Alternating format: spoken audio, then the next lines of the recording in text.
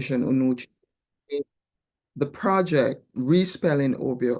And so the framework is that I have found in my research, I left Dr. Naya 20 odd years ago when we were both in cultural studies and went to Emory University to study Obeah and was led to an Igbo-centric rendering of the term as the best inroad into really unpacking it and understanding it. So I've been studying Igbo culture for a while, and I am an initiate of various West Central African, they call them mistress societies, which is better than to say secret because they're not secret. They're only secret to people who are not um, involved. And that word secret is obviously framed by the slaveocracy, who didn't understand what we were doing. So I have, this is about 20, 25 years of research that I'm beginning to present. And really these are the A, B's, and C's. And I'm going to say some stupid things. They're going to sound stupid. I'm going to say some simple things that seem not to make sense within the context. But what I want to do is to remind you that the criminalization of Obeah occurred at the Taki Rebellion. And as long as you remember that, you frame that for those of us who identify as Black, our ancestors were fighting to be free from chains when this word became literalized and simultaneously criminalized. So you have to go back and imagine a time when there was no Jesus Christ, there was no devil, there was no really black and white. And that is important for understanding Obeah, because a lot of times we say, oh, why Black people do this to themselves and how Black people could say. When we're on the African continent, we don't think of ourselves as Black. We're ethnic groups, we're different ethnicities. This notion that we did these things to ourselves and how could we when there's this other obvious enemy that is white, that needs to be debunked. And we need to understand that in every society, there are good and bad people, and that there were a few people who decided that this is what they wanted to do. Hence, our ancestors ended up over here. So that is a little framing. Think Igbo, go back to a time before Jesus, before the devil. No traditional society has a devil. This is all Western European conception. I want to welcome in particular the graduate students. I remember when I started out, it was Caliban's Reason by Paget Henry that led me here. Dr. Warner Lewis had said, you know, and see if you want to write a review of the book. And in that book, Paget Henry said, we need radical research, radical methodologies. We can't use the current methodologies to get to what we want to know about ourselves, because the signposts are all rotten. They're not there. You know, there's a problem with them. So if we want to find ourselves, we have to do the radical thing. And when we talk about a word, etymology stops at the Greeks, you know, because they fell out of the sky and they never went to Egypt and they know everything from get-go. And this is what we have to write to get an A in the Western Academy, that all of the etymology goes back to the Greek. They don't care. Greek and Latin, and you know, African etymology is non-existent. And so what Project Respelling Obeah is going to do is going to take you back radically to some of these words that existed pre-Greek. We can't say out of Africa and then we stop and elide Africa. We participate in a Western education system that excludes us for the most part. And this is what has to change. So I'm going to share with you a piece written by Ojiamaka, who is a flute player. He wrote it for the rebels in Jamaica when he heard the story of the rebellion.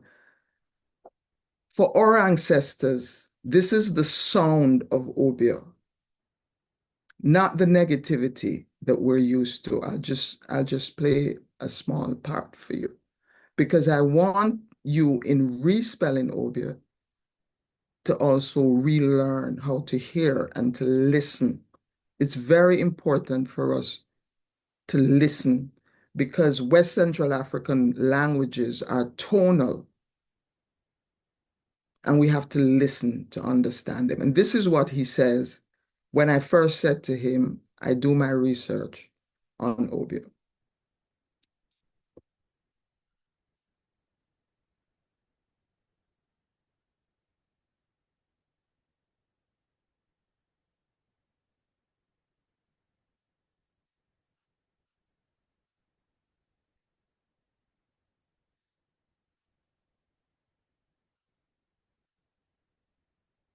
Obeah, the healer.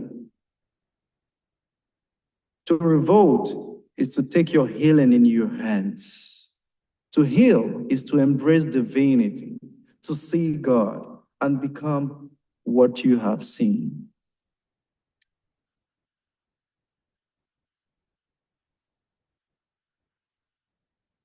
Obeah, Obeah, Obeah,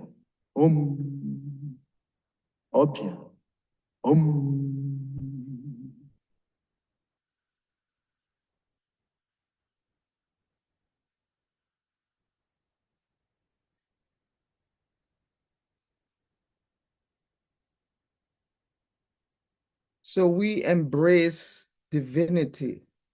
We see God and become what we have seen. To rebel is to take your healing into your hands.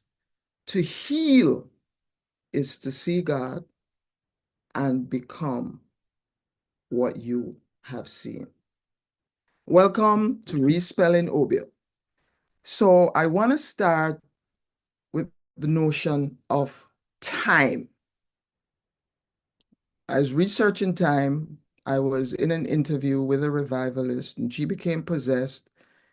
And the energy said, if you want to understand Obeah, you have to pay attention to time. And so here it is that I learned why the Obeah man wears two watches. Obeah man wears two watches because he is the master of time. He embodies time. He understands time. He understands time as a binary. And so here we have the B cognate again, by, two. So the human being is both left and right. The human being is both left and right. Can you see, am I sharing my screen properly? Because the technology and I aren't, what are you seeing, may I ask? We're seeing a flyer, something looking like a flyer.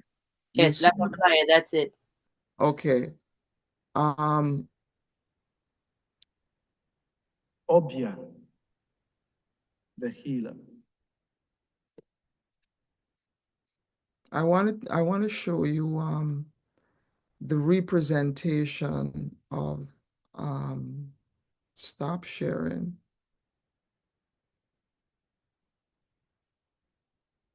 Of the Obeah man by in an Igbo-centric sense. So one of the things you're gonna have to do is bear with me with the technology. Thank you. So I'm back here. I need to get to Zoom.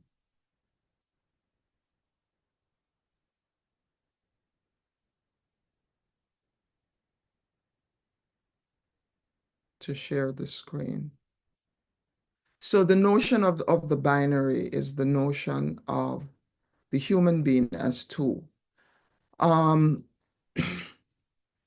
get to it. The human being as two. So B, binary, two. Obeah man wears two watches because the left side is considered female.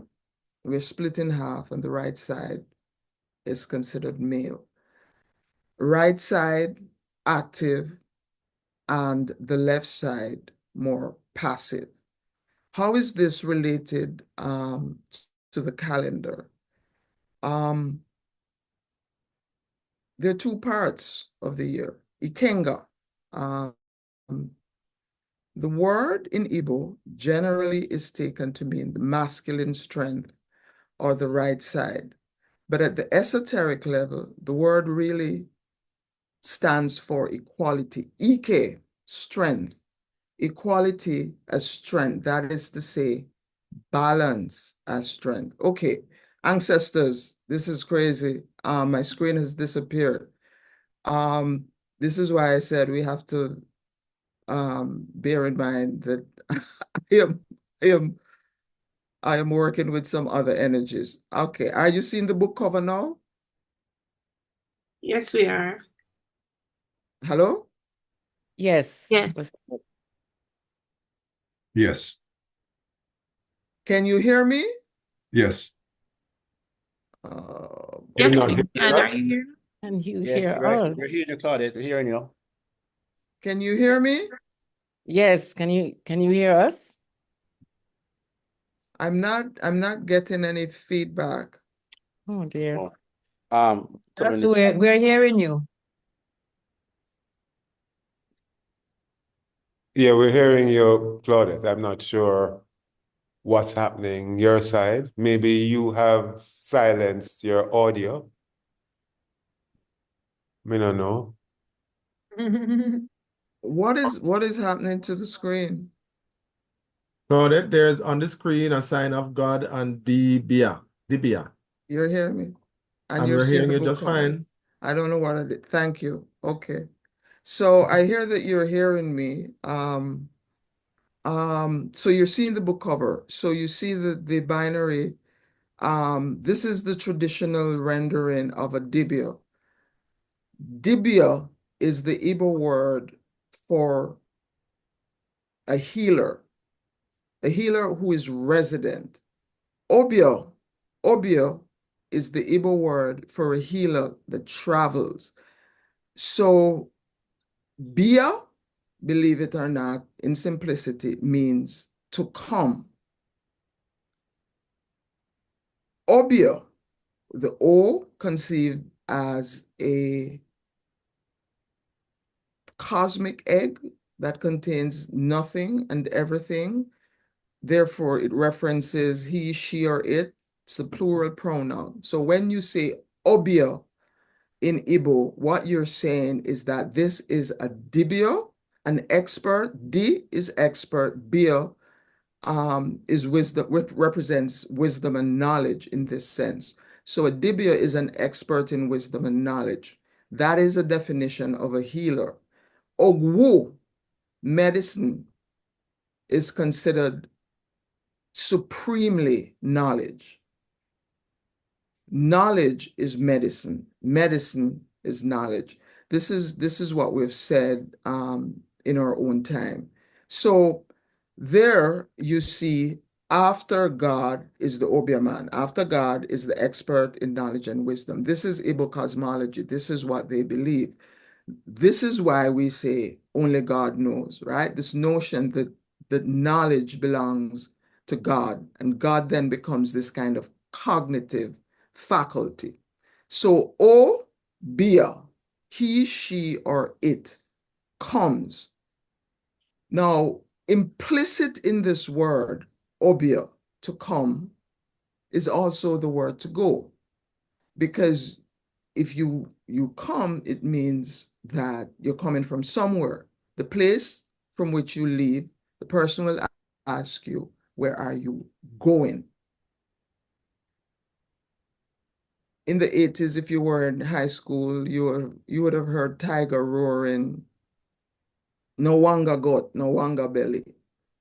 Ga means to go, and they go together, literally, coming and going, left and right.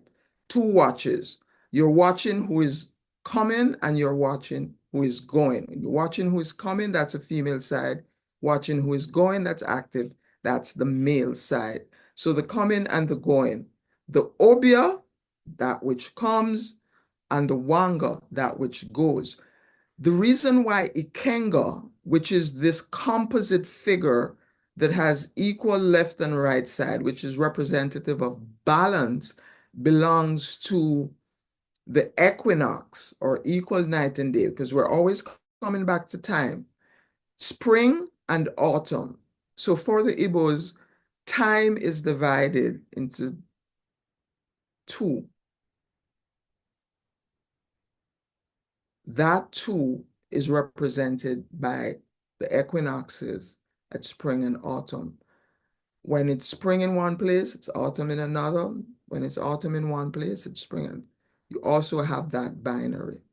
So when Tiger says, no wanga got, this notion that you will be negatively impacted by someone poisoning you, if you nyame nyame and licky licky and iti iti, it's the notion of wanga in Igbo, meaning to charge something, which is to say, sending poisons. We use the word to send sickness to somebody, to make someone ill by charging something with negative energy, whatever that thing is.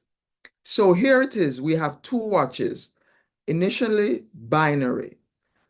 Cosmically, you cannot have a child unless there are two energies present. So we come into the world as two, and that is foundational. And that is what Igbo cosmology says B and binary means. Through the years, this word has come to us in English. To be means to exist. That is to say, you're composed of two parts. Time, as the zodiac, is a fence, is considered to be a fence, that zero, that mystical zero in which we live. And that time fence for our time on earth is divided by the equinox. But time is also divided in four because the year consists of 4 seasons. And so this is why we say the Obeah man is a 4-eye man. And this is why guard rings usually have the cross on them. It's this notion that this time fence within which we exist are arcs. So we hear about the Ark of the Covenant. We hear about archangels. If you transpose the E and the L in angel, you get angle. So really what we're looking at are 4 angles that make up the circle, which is the zodiac. And for each of those 4, they're considered to be living energies and they're given names. They are guardians and allies. And so Matthew, Mark, Luke, and John, everywhere we go within the realm of our existence, we see this 4. We have a 4-chambered heart. We have 4 limbs. We have 4 parts of the brain, etc. This again is fundamental and foundational and relates to the 4 seasons. So what is it that we know? To come, Bia. We know right now that we're in autumn. So autumn comes, but autumn is also going to go. It leaves. And so time is really about coming and going. That's all we're doing. We're circles within circles, coming and going. And this is the ring game, right? Punchinella, funny fellow. What can you do? The sun is now in Virgo. What can you do, Punchinella? We can do it too, because after it leaves Virgo, it's going to go into Libra, and Libra gets to do what it can with the sun. So our ring games are also based off this notion of time as a circle and time as coming and going. The day comes and the day goes. So we have light and we have darkness, and that light and darkness is further divided into four. It gives us the fundamental aspects of living on earth, because we're obviously constrained by our cognition and our physicality. Four-chambered heart, OB, means heart in Igbo. Obeah means this heart. The A becomes that which attaches to the OB to make it this heart. This is what the word means back on the continent before 1760. And even in Jamaica before 1760. Obi also in Igbo means mine. Obi in Igbo also means house. So imagine all of these Africans coming in with this cognate, same meaning in the sense, but we settle on something that we can trace one of the earliest all these members are ancestral members of the AB board. energies in the universe, because the Igbos claim that they are among the first to be human beings. I would also ask you again to look at the binary of Obi and Igbo. It's a mirror, it's a palindrome. And so therein, we also have the fundamentality of the word and of Igbos claiming this word as their own, as it obtained in Jamaica and the Caribbean and the rest of the Caribbean, or Caribbean, wider, English-speaking Caribbean as Obeah. When we get to voodoo, that is particularly related to the zodiac as well. What we see are those arcs. So the V is the pizza pie, right? We're talking about the same thing, the zodiac. Voodoo, Odu means womb, it means matrix, it means pot. So when somebody says they're working voodoo, all they're doing again, at the most basic level, is astrology, because they're looking at the V to see where you fall in the V, that V being Pisces or Sagittarius or Cancer, as the zodiac is divided. But what has happened is that everybody else can practice their astrology and their whatever, but when we do it, it is seen as this very negative thing that is evil. So again, I remind you of the context that our ancestors were fighting for freedom, and the way to stop the bleeding and the fighting was to criminalize that which was given power. When we ask, what is it that makes the Obeah man powerful, right? Why can he make a guard ring? I just said, you look at him, he's the embodiment of time. So he always knows what time it is, right? But there are four forces in the universe: fire, water, air, and earth. So this is why, again, four cardinal directions and four eyes. And he or she alone has the power to access these energies. Again, it's a binary. What is above is below. So if it is that we come in at a certain time, and the Igbos say cosmologically that we're here on market day, again, zodiac, there are 4 market days, and these 4 market days are named after the 4 forces: Eke, fire; Orie, water; Afo, earth; and Nko, air. The Igbo calendar is called Oguafo, that is to count the year. That which is considered earth is also the word that is given to year. It is also the word that is given to belly. So you can understand the notion of earth as womb again, coming back, Odu, and as belonging to female mother, Allah. So we have four-eye man, because he can see in four directions. And he can make a gathering because he knows the ancient sounds. He has access to that energy by virtue of embodying that binary. Okay?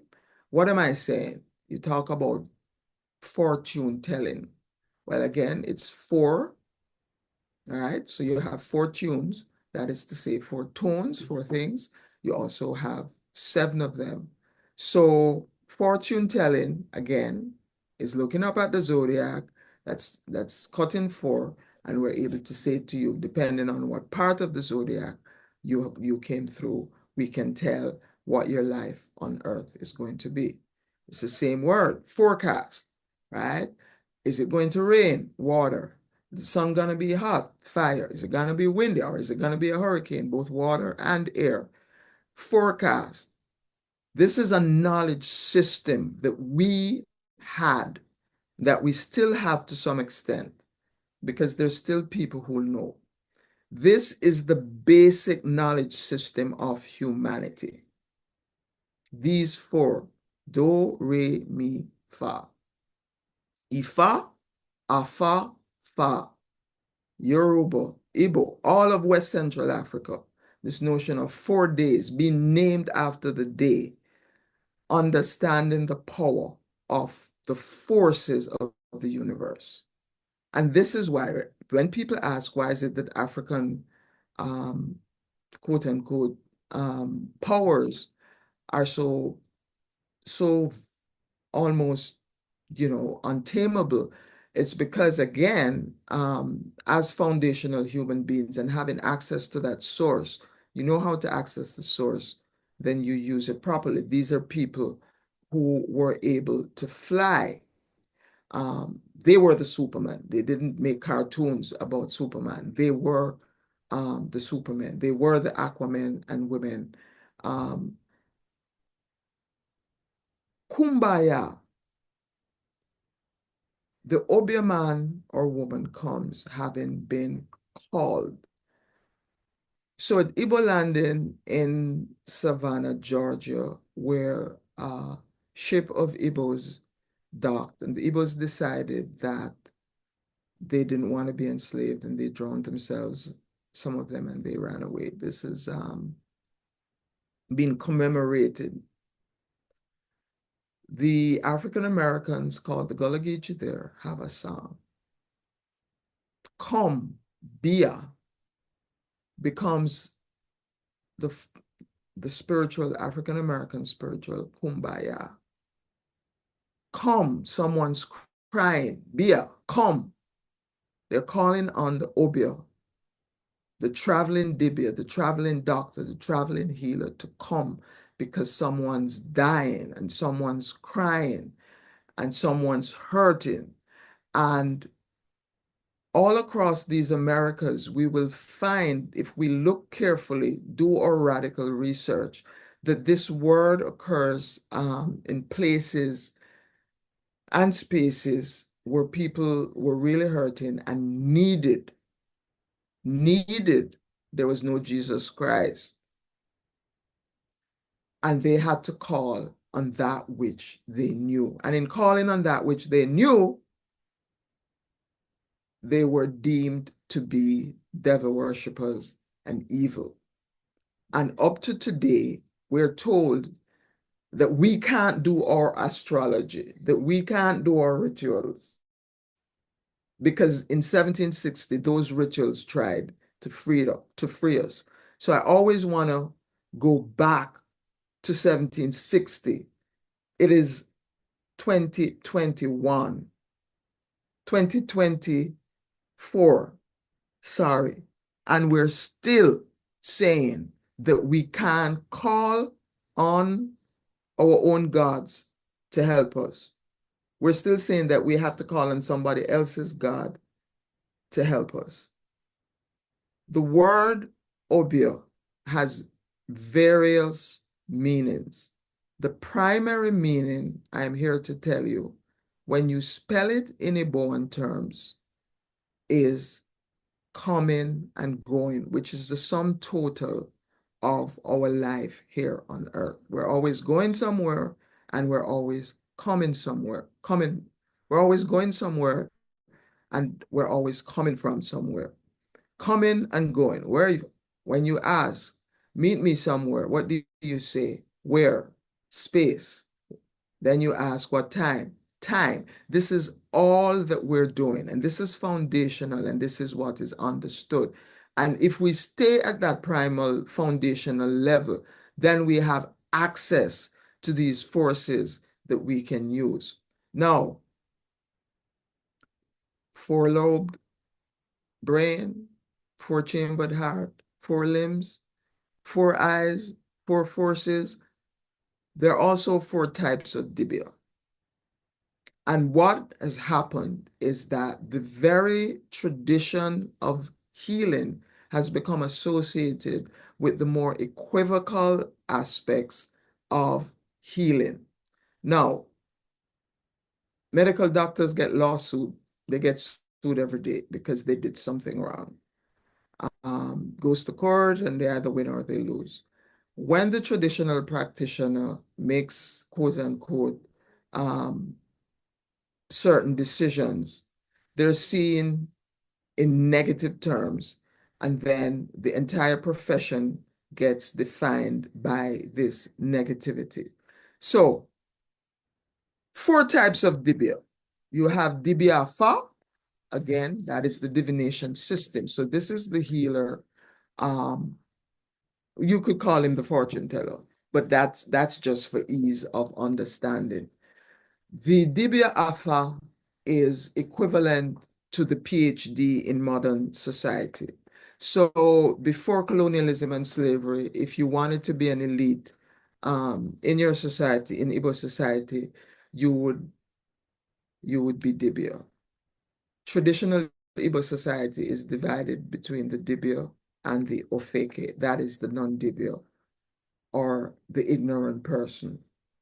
If you say Dibia, you're talking about a wise person, a knowledgeable person, and that is the equivalent of having a PhD. You see what people do, oh, he's a PhD, it's a big deal. But that knowledge system was more holistic.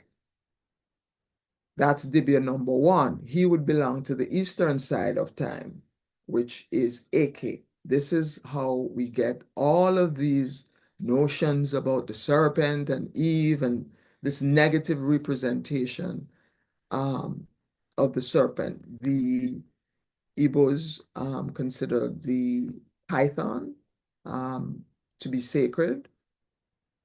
Again, obviously, it's foundational. The serpent is limbless, and therefore, it can form any letter of the alphabet you want. You write my name up there. You're going to touch my finger on the golden pen and write my name up. Well, it's a zero. It's a serpent catching its tail. Eke, the python, the serpent, that becomes, again, the binary, the stethoscope that the modern physician uses is based on the notion of the twin serpent, the binary, yin and yang, east and west, north and south, above, below. This is what medicine is. This is the genesis of the modern medical profession, that there are two things that exist. As the Igbo say, when something exists, something else exists beside it. So you're starting in the east, you're Eke, you're the serpent. It's creativity, birth. That's the Dibia Afa. His or her role is to know, and knowledge is endless. The second Dibia, which is the Dibia over on the west side of the zodiac, is Dibia Nise. Obviously, if the serpent is the creative force, Dibia Alpha, then Dibia Nisi is the destroyer. Again, you're hearing me saying things that exist in all other cultures. Problem is, when it exists in ours, it's negative, and we're the genesis of it. So you have the creative force, Dibia Alpha, the destructive force, Dibia Nisi, which is poison. Nisi means poison in Igbo. This is the Wanga man, right? I poison you. This is the poisoning of the fields. This is the poisoning of Massa, why they fled from the island because there was mass poisonings by the Obeah practitioners. That was one way of keeping, absentee landlord because they feared being poisoned when they came. This is what has been used to define the entire profession of the Obeah. We're going to come back to Dibia Nise. Dibia Aja is the Dibia that does sacrifice. He is at the northern end of the zodiac, which is where water is. And so, again, this association of water and healing and water being life. We leave it at that. At the South Pole, we have Dibia Ogu. He's the herbalist. She's the herbalist. Medicine, literally Ogu means medicine. And we're just gonna say that obviously initially what we used as medicine came out of the earth in those times. And these were the doctors, the healers, the medicine men and women, sum total of traditional society that kept it in balance, kept it in balance, kept it in balance. So the Igbo calendar is based off the zodiac, Zodiaca. We've learned about the Fa, or the forces, and the four. We've learned that the Obeah man wears 2 watches because he considers the reality of life and embodies that reality within himself as both male and female, light and darkness. Ikenga, then, that third principle, that in-between space, that liminality that gives us either light or darkness. I want to close by saying that in traditional Igbo society, one has to practice either on the right side or the left side. When I was doing research among the revivalists, they said that the big Obeah man, the most powerful Obeah men, are those who work with both hands. In traditional society, you choose one or the other. Obviously, because the nature of life is that if there's creation, there's destruction.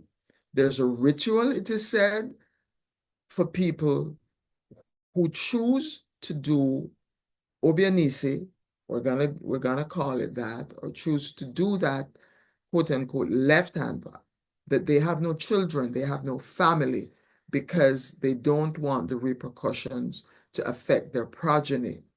And this is one reason why I think Jamaica has the highest murder rate, and why the society is so violent, because as the slaveocracy professed, we are such horrible people. These are my words.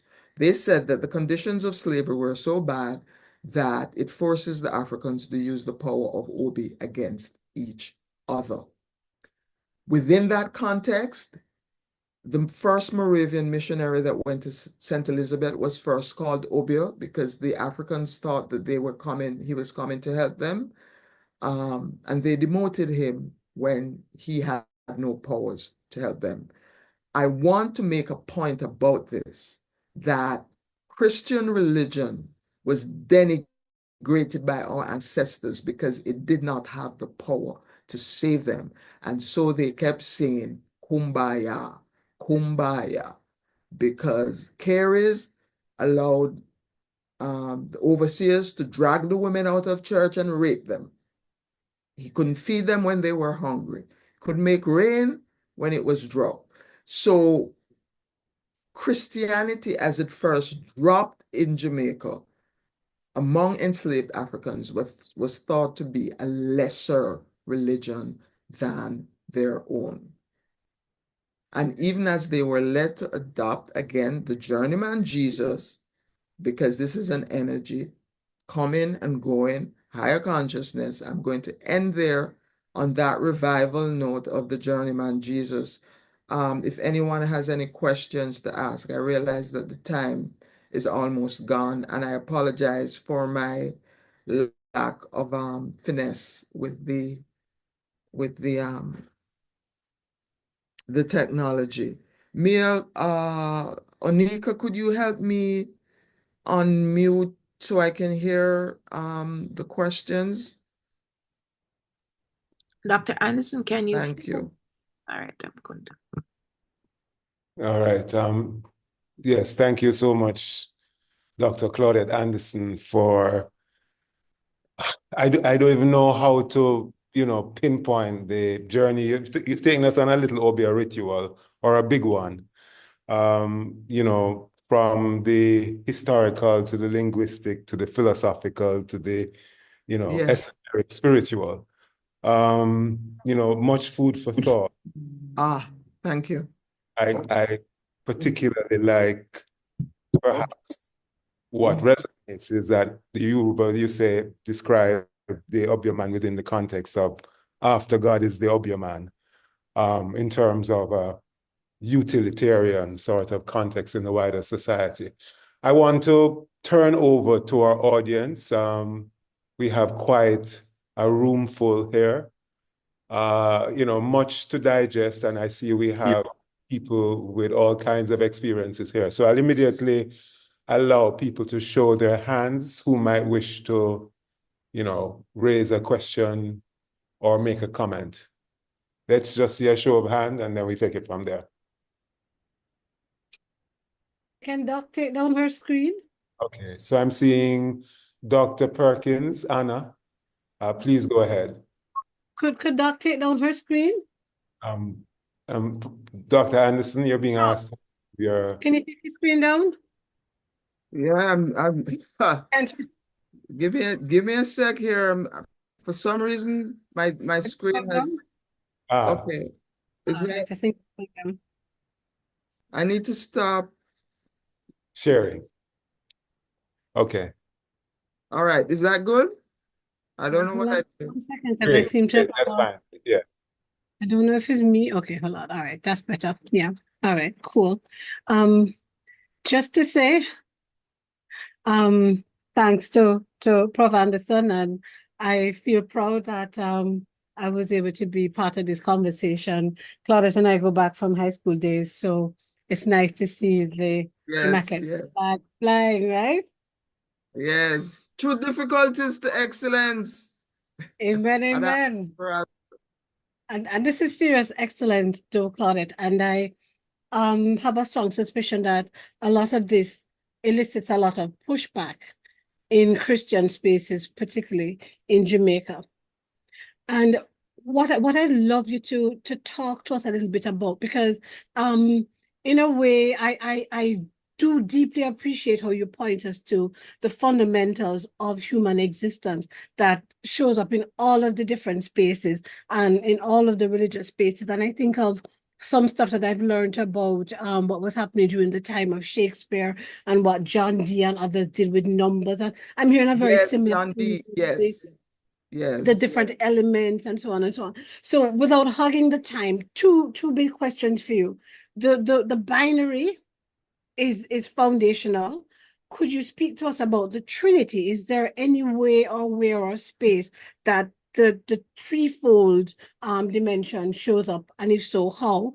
And then really quickly, in the study of religion, what we see a lot of times is that one group conquers another, and then their religious perspectives get taken on by the ones that get conquered, because there's a perspective that one God is stronger than the other. And when I heard you talk about initial rejections of Christianity for lacking power, and then somehow or the other, the journeyman Jesus get taken on, I'd love to know if that's about Christianity displacing the fundamentals of Obeah.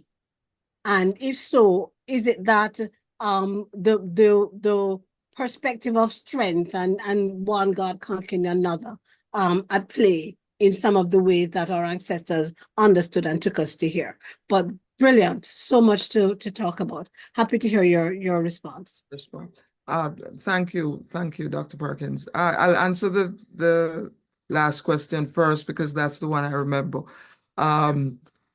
The notice that what appealed to our ancestors was this man who had all the features of the Dibia. The priest himself, this is what is interesting. The Christian priest just studies the Bible and he's an expert on the Bible.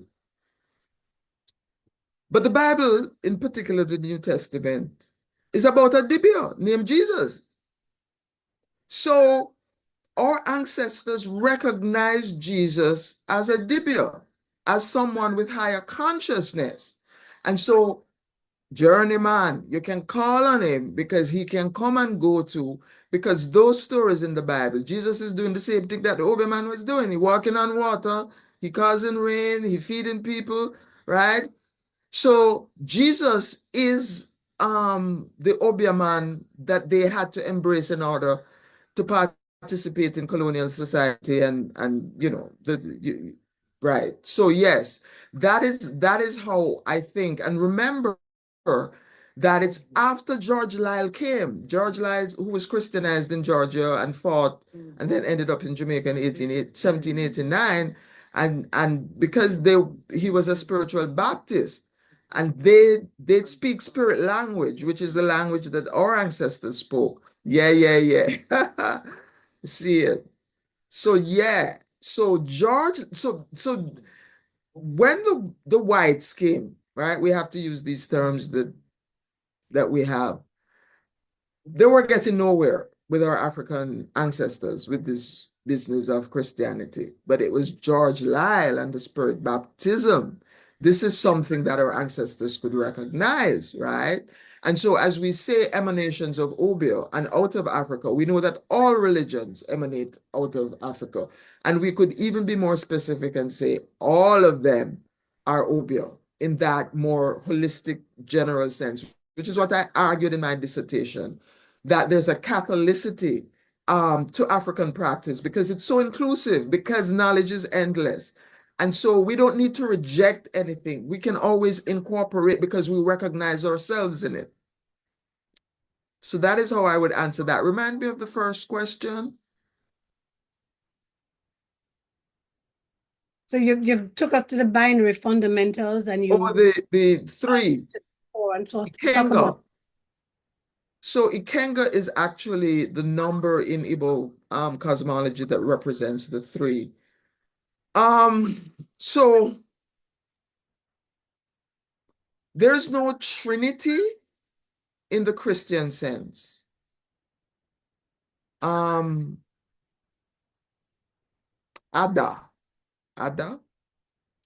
is daughter.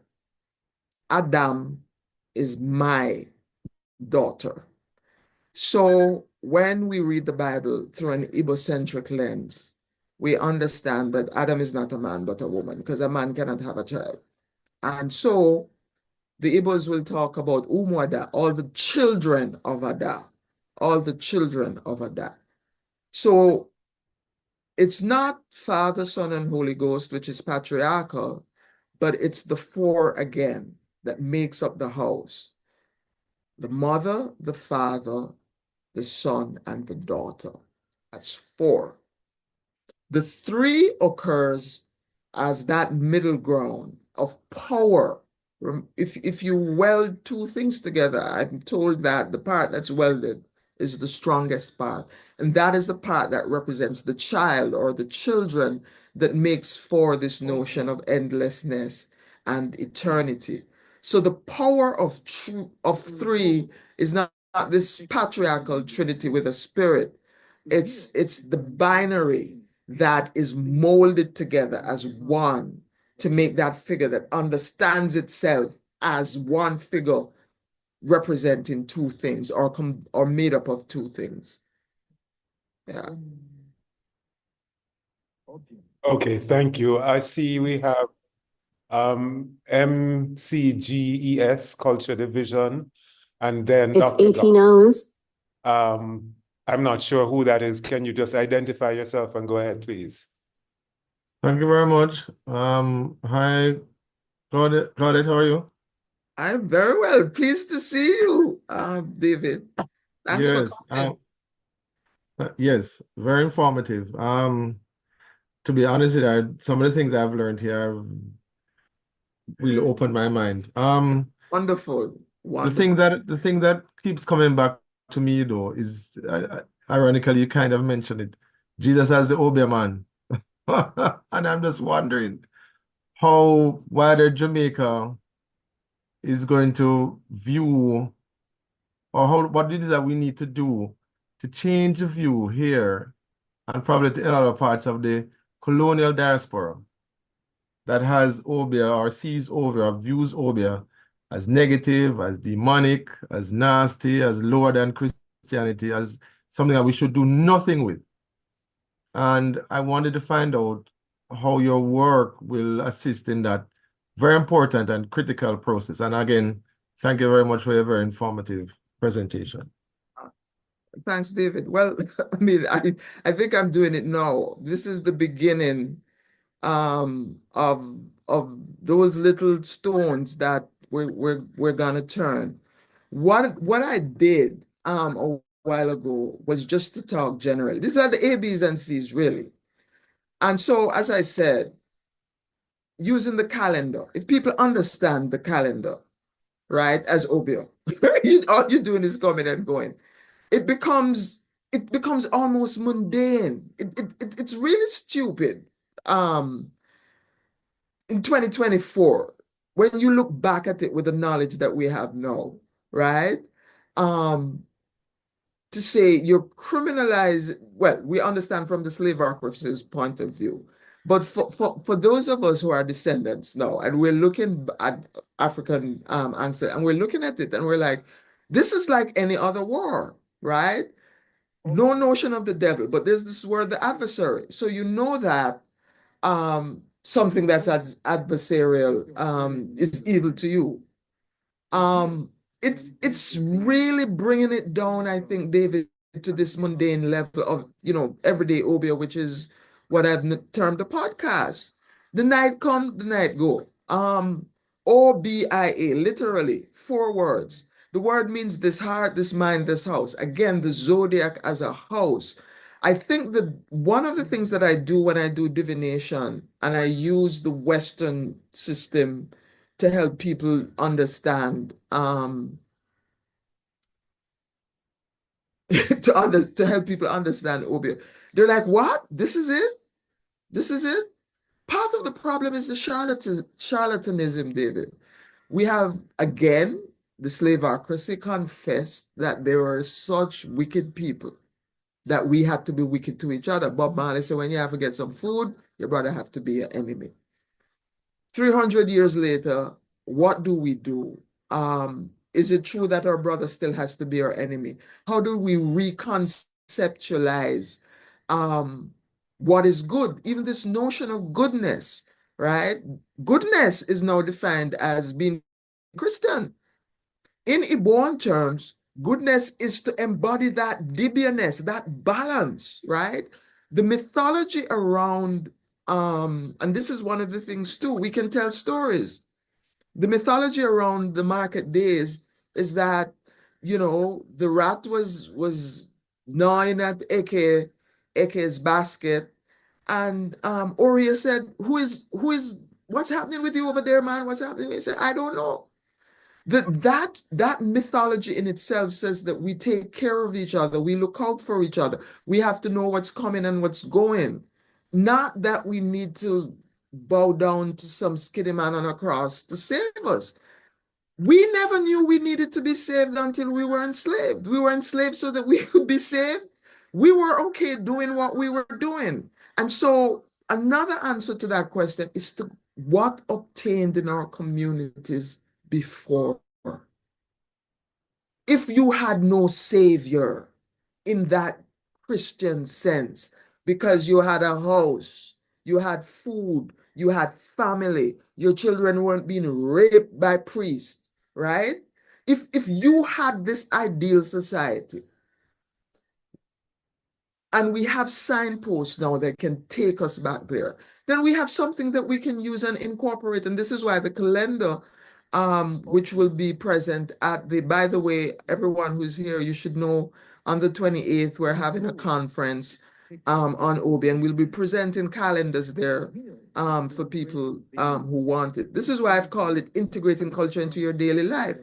If we know this now, for example, that the month is made up of 28 days, that the year has 13 months and not 12. This is fundamental and cosmological. And you want to get back into the rhythm. I can only tell you about one of my clients' experience. Here is the calendar. Take it, use it. Pronounce these words as mantras. If it's an Eke day, you call on the energy of the day. It changed his life.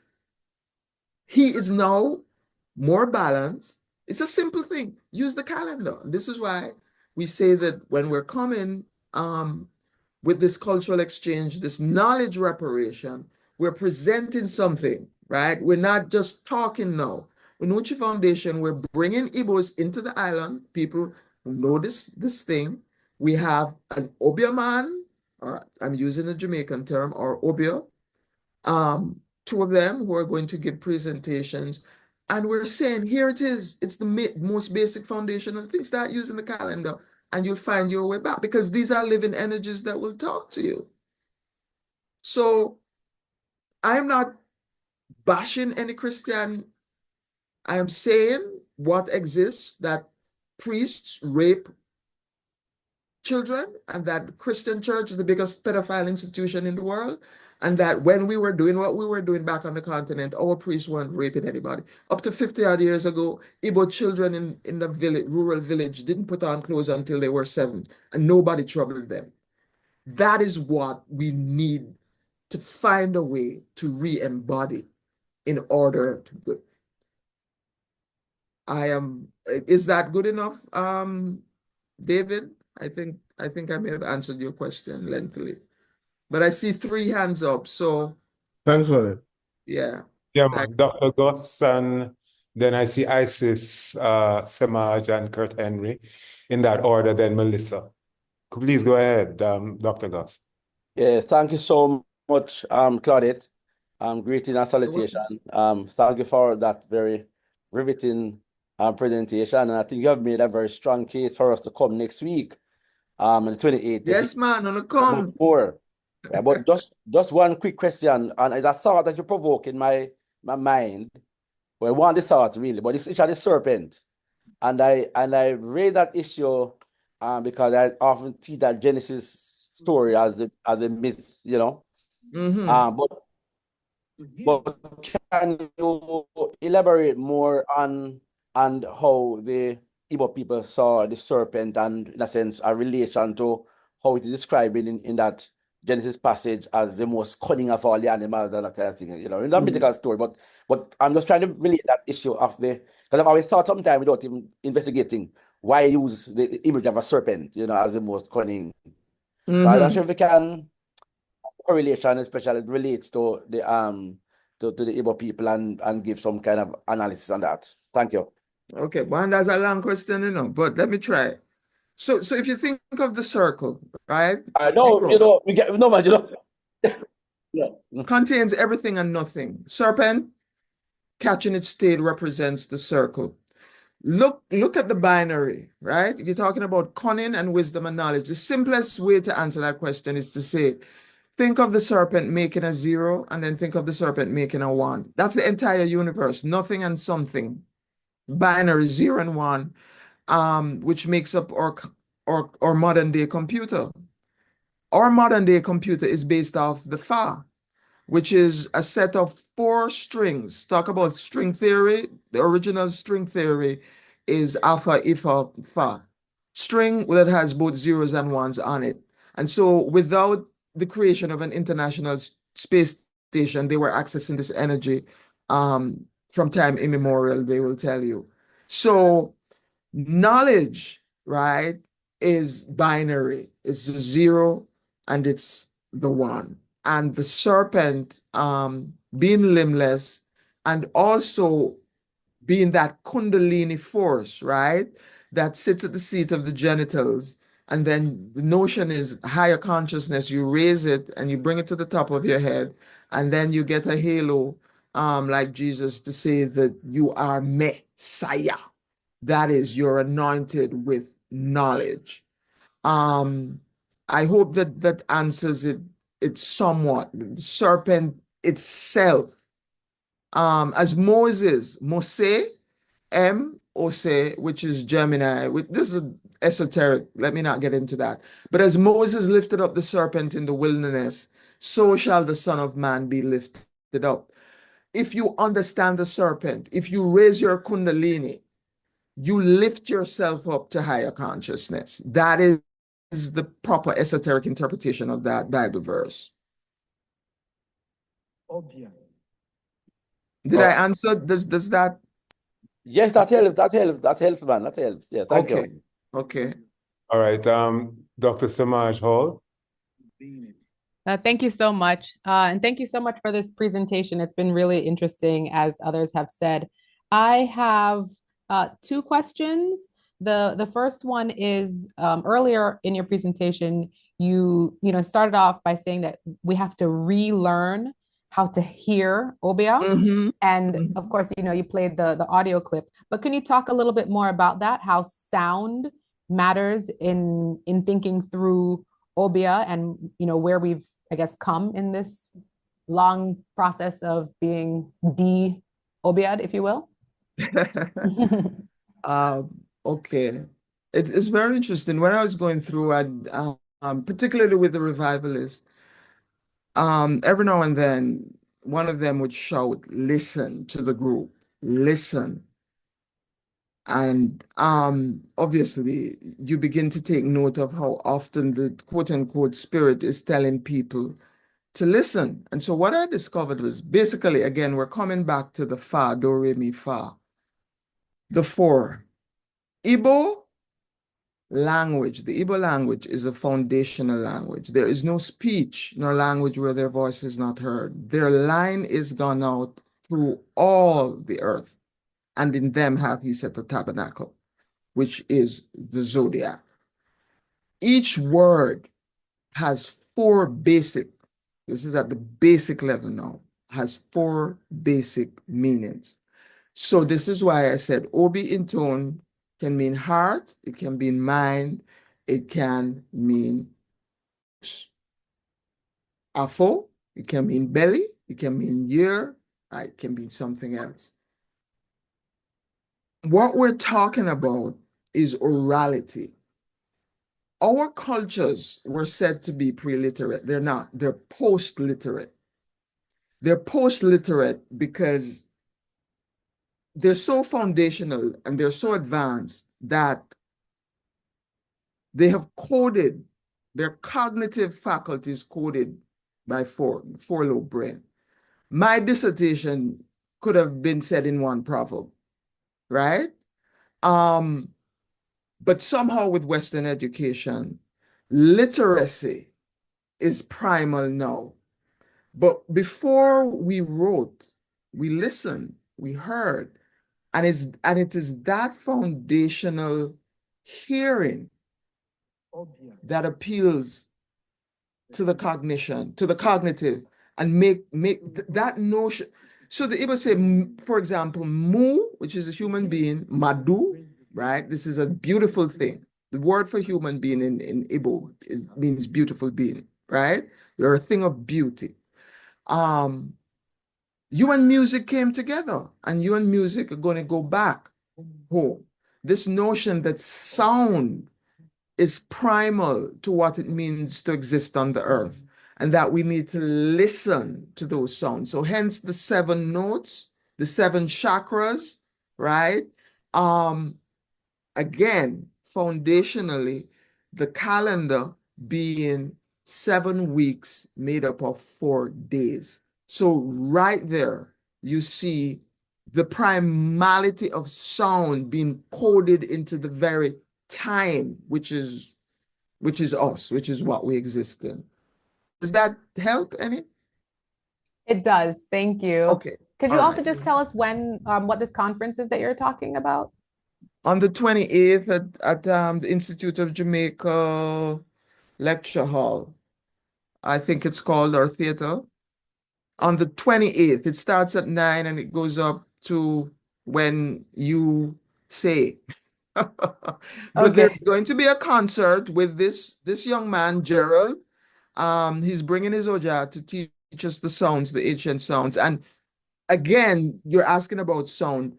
This sound is a language. Like, he will show you how the Igbos use it. It's a speech. It's called a speech surrogate instrument, and it talks to the masquerade, which we call Jankunu.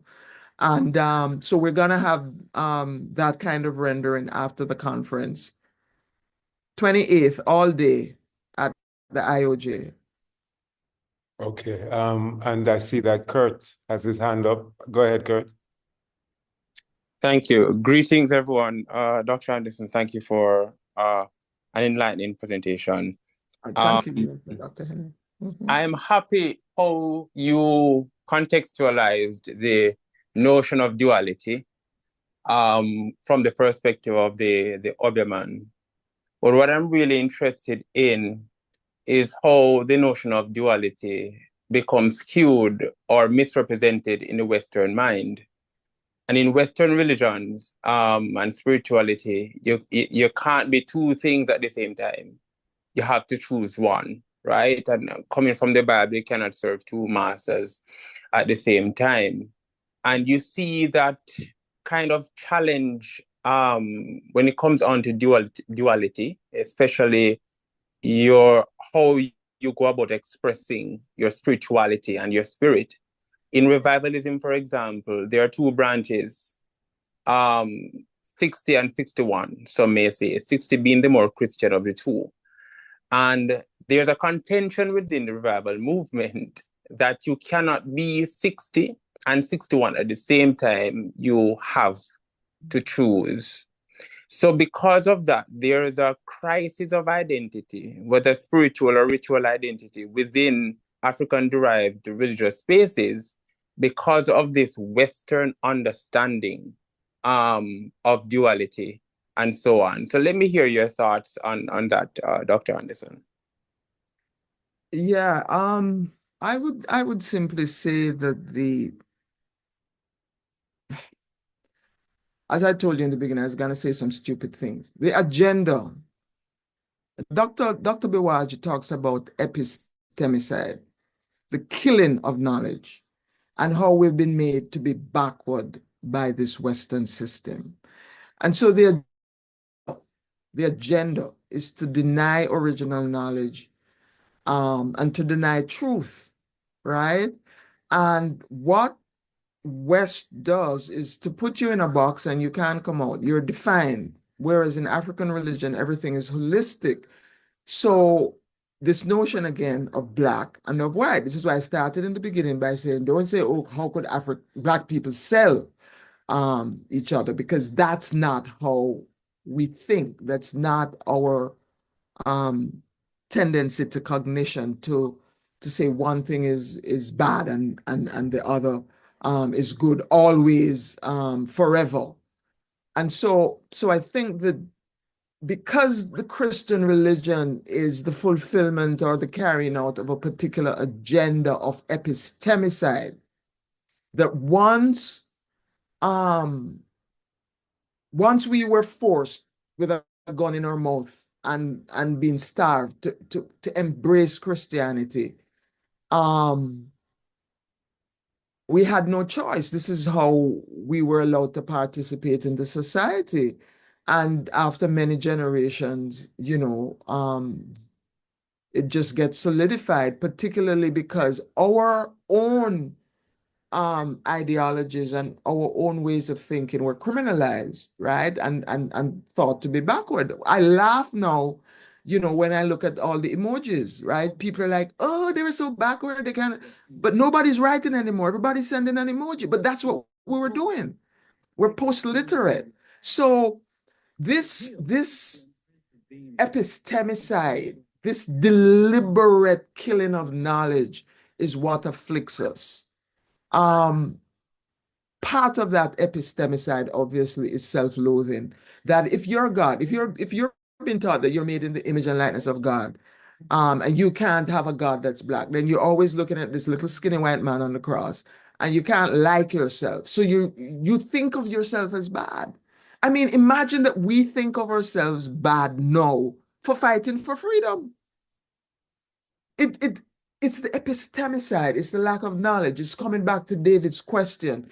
How do we solve this? We just start with these little pebbles that we have now, and we just give people the information. That's all we can do, is make people aware. This is why I call what I'm doing knowledge reparation, because there's a gulf. There's a great gulf.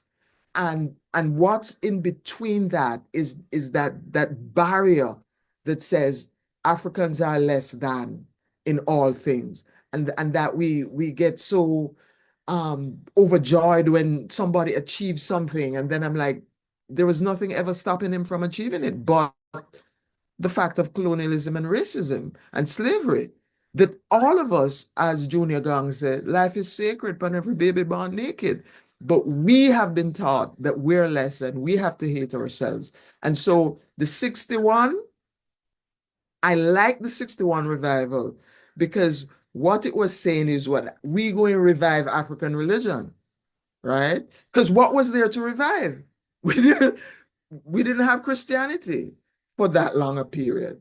And then so there were apparently some people, looking on and saying, man, what this Christian thing, we need to revive our Africanness.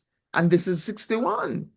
So there was some pushback against I would say, I'm trying to find the right word, the forced adaptation of Christianity by 61 revivalists.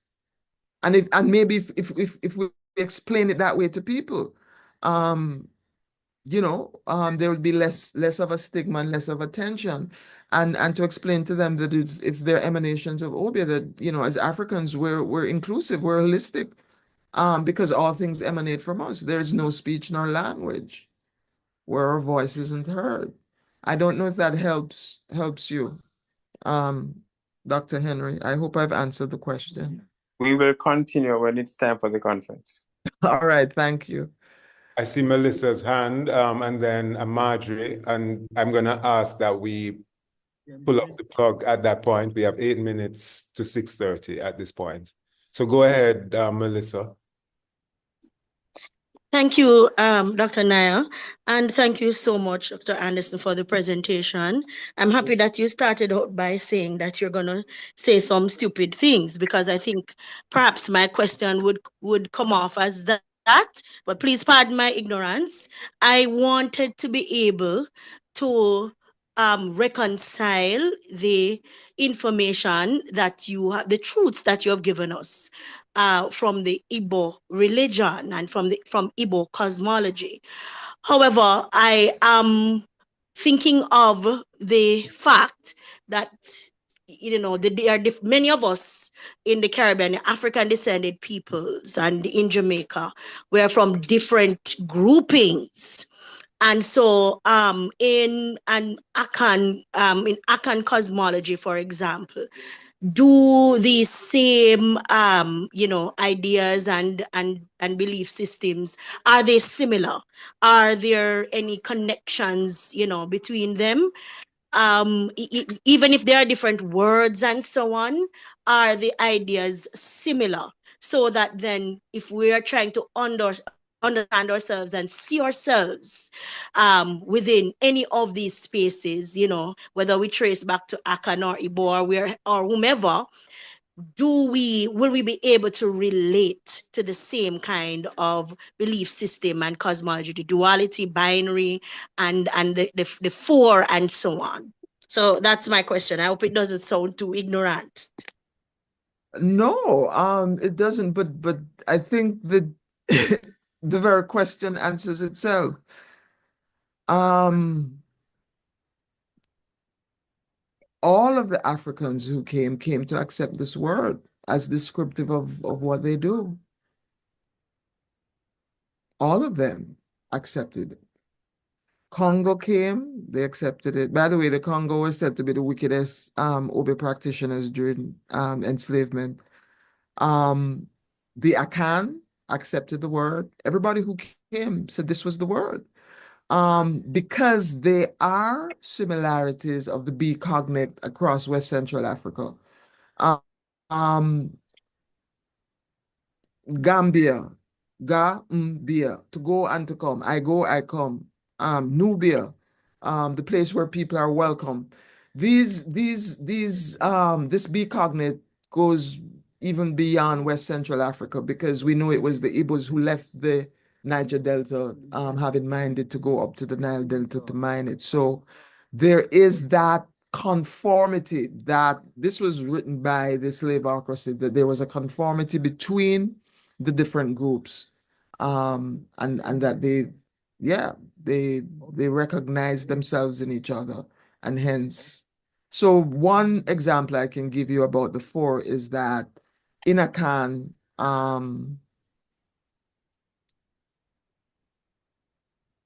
children are named for the 4 days. They don't call them market days in Akan, but the week, it's the same calendar, and the children are named based on the day they're born. So that's one very stark prime example. Yeah.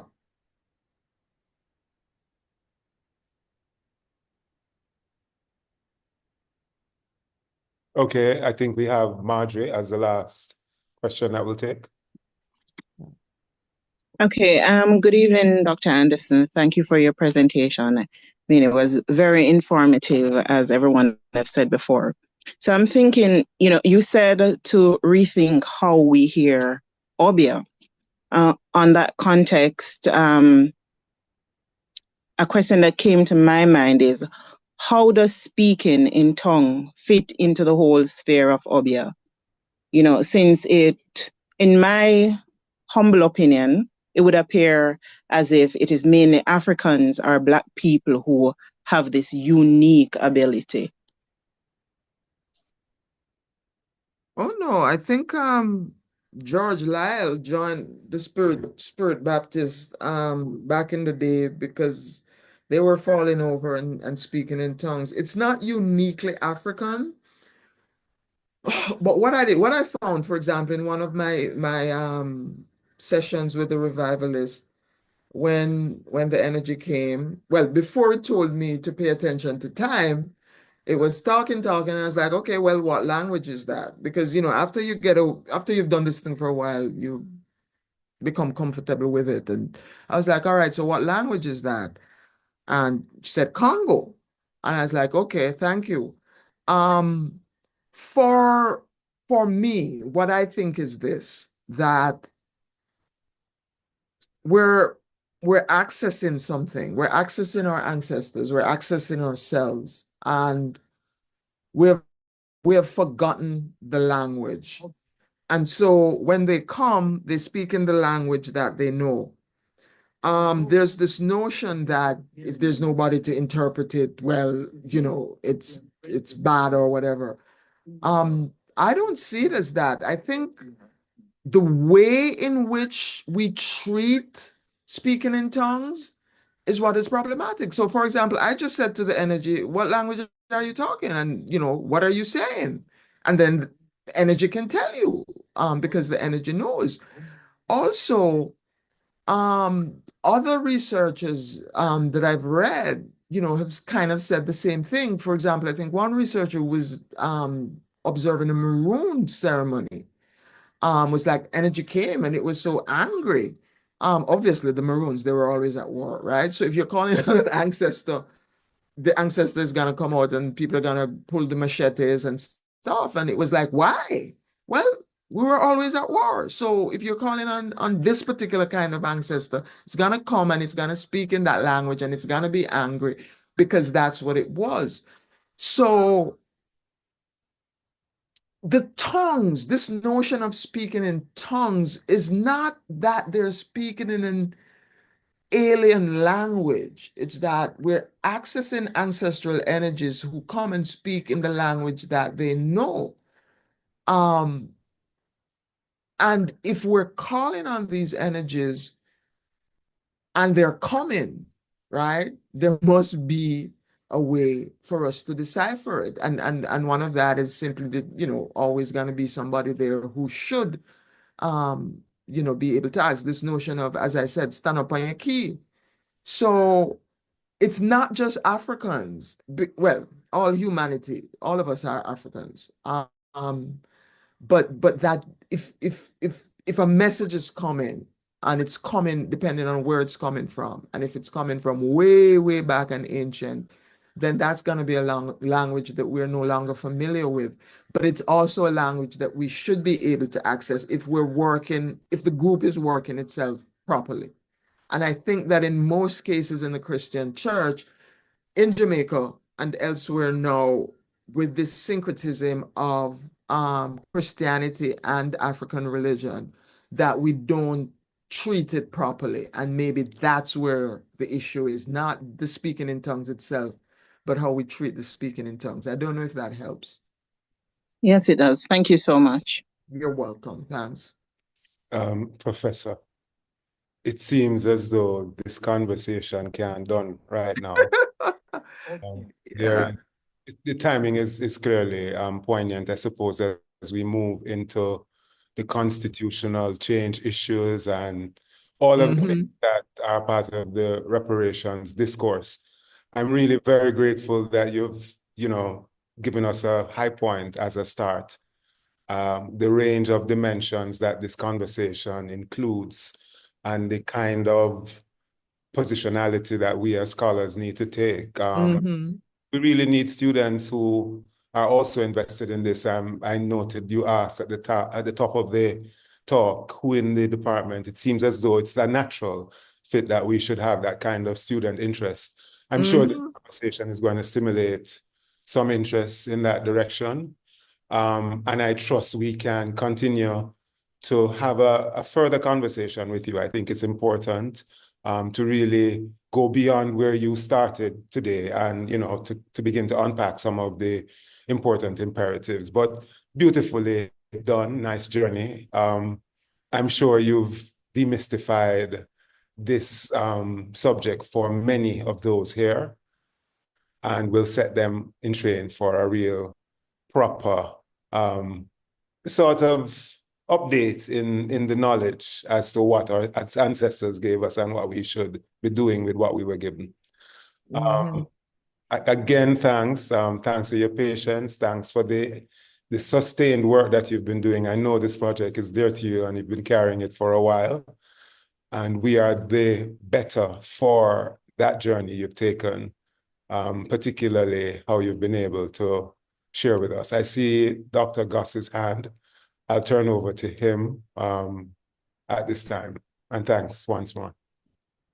Yes, not to delay the gathering, but I think there are persons who are interested, Claudette, in being able to reach you or have some contact information. So can you just probably say where you can be found, right?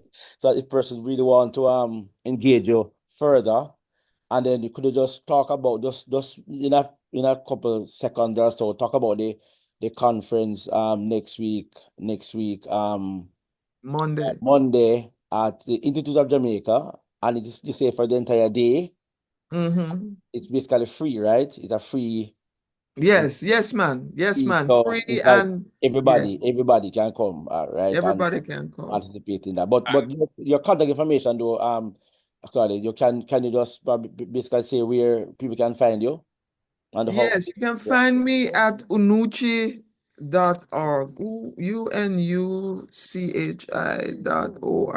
unuchi.org. Oh, okay. I thought I was typing it. unuchi.org.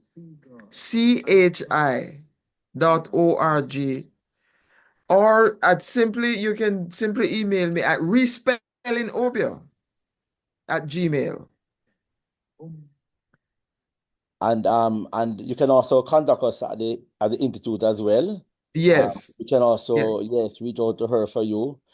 And just to say one last quick word that next week now, two important conference events, the conference at Institute of Jamaica, and on the Thursday evening now we have our Walter Rodney lecture by Professor Trevor Monroe, talked about activism.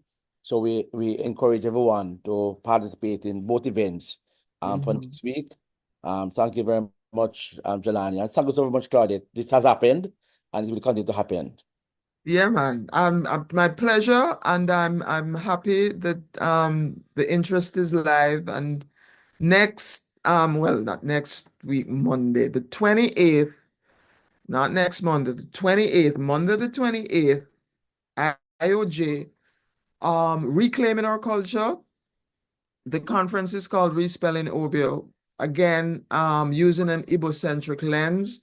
We have a delegation of Igbos who are coming down for cultural exchange to tour the island. They'll be going to Nani Day. They'll be going to Paul Bogle's vigil. They want to reconnect with those of us who are descended and also their own diaspora.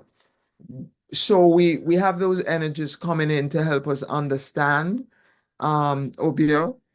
We're going to have a two-part. The first part in the morning will be, this is why we're calling it a square table, which is the definition of pure knowledge. Again, the four. In the morning, we have the traditional conference setup, and in the afternoon, we have a conversation around a table. We want the practitioners to come and people of interest to come and tell us what they think. We want to begin to draft a paper about decriminalizing and then integrating in within the medical. We've become alternative when we had to take care of ourselves for 100 and odd years with no biomedicine, and now suddenly we're alternative. So we want to talk about decriminalization. We want to hear people's experiences. We want those who are opposed to come and tell us why they oppose it. We really want to have a conversation, because then people will become educated. It's education and advocacy towards decriminalization and integration. All right, so thank you so very much. So just to get my dates right, the 24th is our Walter Rodney lecture. That's next week Thursday, and the following Monday, the 28th, is that symposium. All right, get it right? Yes. Yes, right. Thank you. So thank you again. Thank you again. And Jelani, back over to you, Jelani. Yeah, I'm thankful again. There's been questions about the availability of this research. Claudette, I'm not sure if you have any gag orders. I know that persons have expressed interest. Is this okay for us to share? I'm not sure where your headspace is at. Normally, we wouldn't share the seminars in our YouTube space like that, often because it's work in progress from students. No, but I think we could share this one, Jelani. I think this is adequate to be shared and need to be shared to stimulate further conversation that we can have. Okay. I assume that Dr. Anderson has no problem with that either. Oh, definitely no problem with it. Share, right. share. And also, I had given Onika a PDF and a link to the article that is foundational about the Igbo-centric approach that I'm taking. And so it has a lot more information in it in terms of the meaning of the words and, what the Obeah does and this kind of thing. So people can contact ICS or I don't know how you would usually disseminate that, but I did share the article with her. Okay. I'll arrange with the department that persons who are interested can be provided with both and figure out if there's a permanent way that we can pull attention to this talk. Yeah, man. I'm gonna jump off now. I'm sorry to run away, but have to go into another class. But thanks again, Dr. Anderson. Thank you, those of you who stayed. This has been a high interest point. I can see that still long into the session. And we hope to continue the conversation. You've challenged us with methodological issues as to how we teach and how we know and all of this important stuff in a most timely manner. Give thanks once more and bless you all again.